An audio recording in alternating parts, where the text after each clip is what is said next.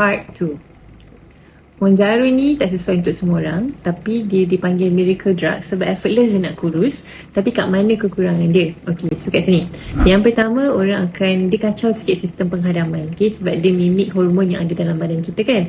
So dia akan kacau sistem penghadaman. Sometimes berlarutan. Ada orang mungkin awal-awal je, tapi ada yang berlarutan. Okay. Lepas tu dia akan rasa extra fatigue, terlampau penat. Sebab bila kurang rasa nak makan tu, automatik lah. Almost macam maksudnya protein tak cukup, fiber tak cukup, air pun kadang kurang nak minum kan. So dia akan menyebabkan kita rasa letih yang berlebihan.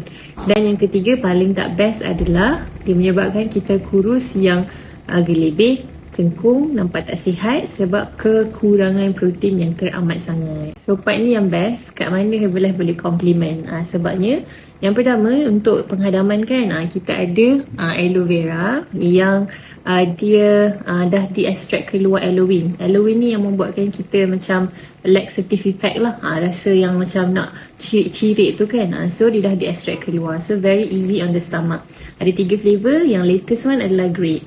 And then to help us feel more energetic, tak rasa fatigue tu, T-Mix ni memang my wake up call every day. Okay, memang dia bagi tenaga. So kita taklah rasa penat selalu. So nak workout ke apa, masih ada tenaga. Dan yang paling best adalah protein. Kadang-kadang kita nak cukupkan protein ni kan, dah lah kita dah kurang selera nak makan tu. Lepas tu kalau kita nak kena gatah seekor ayam, 2 ekor ayam, kita akan rasa jenuh nak habiskan tu. So the good news is Herbalife ni datang protein dalam bentuk liquid. So flavor pun sedap, ada 6 flavor. Dan kita akan kirakan berapa sebenarnya keperluan protein yang sesuai dengan tinggi dan berat you. So sebab itulah you akan dapat coach sekali. You brisk walk ke, you cucuk ke, apa ke, semua boleh turun berat. Tapi kalau you nak turun berat yang sihat, cantik, fit, bertenaga, nutrition you tak boleh discount. Mesti kena ada nutrition. Dan sekarang ni kan kita ni, dunia kita very fast kan.